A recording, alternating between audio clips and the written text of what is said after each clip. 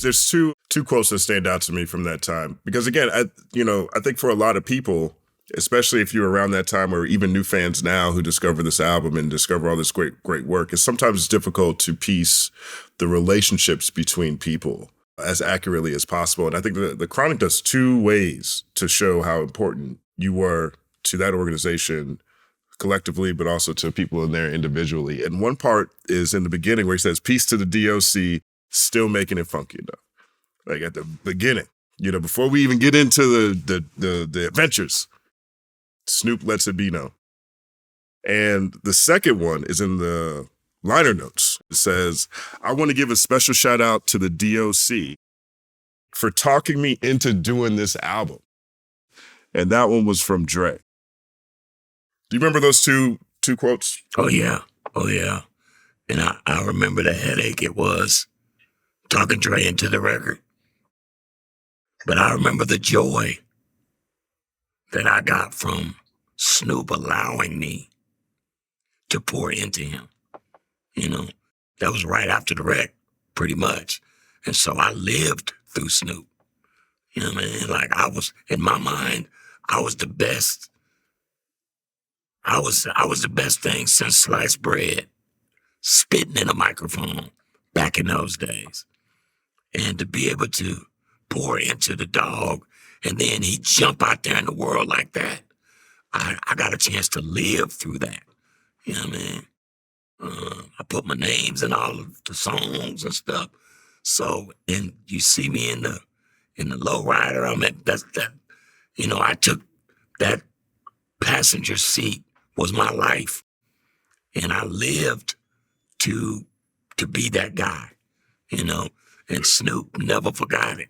Like he want to give it up to the DOC, still making it funky enough. To this date, he still does that at every turn, every opportunity that he gets.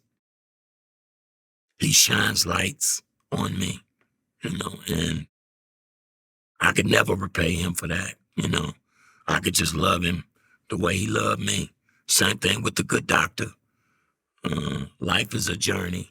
Everybody has their path that they have to walk, And so those three men, we've always loved each other enough to circle the wagons around each other when the time came.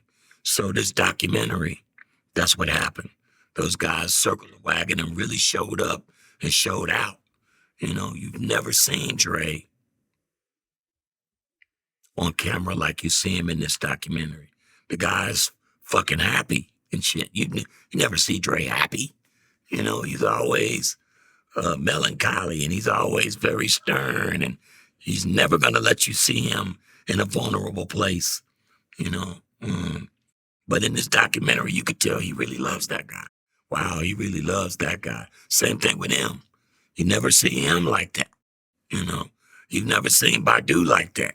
Some of the stuff that Cube gives you in Easy and Exhibit and Too Short is really a testimony to us as people, a testimony to me as a good man, that all of these folks who have become icons came together to make some really cool art for my benefit, And I know it's a G.O.D. thing. It's not a D.O.C. thing.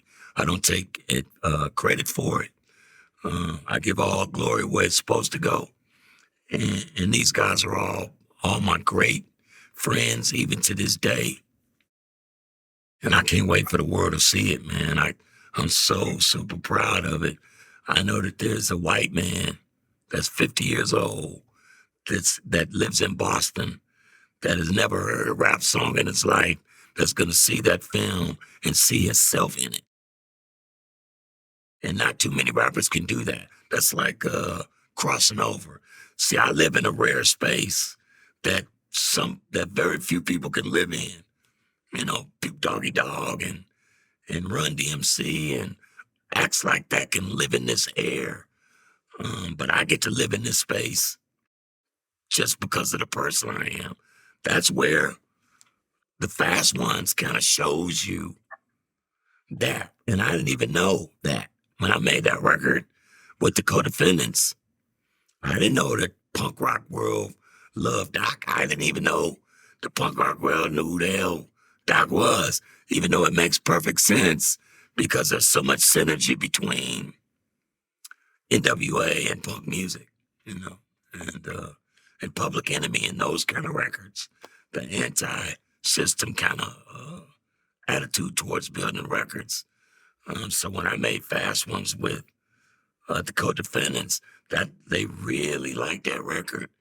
The co-defendants asked me, Fat Mike asked me, I'm supposed to be there next week, supposed to be there this week or next week.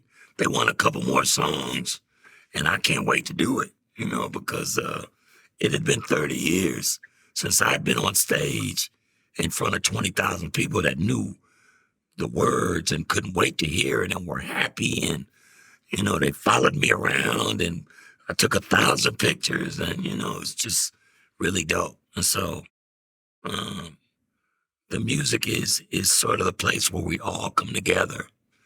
And I'm just grateful. And I mean, whatever genre, whatever race, it's just where people meet to come together and do some amazing stuff. So I'm just blessed to be able to live in that space.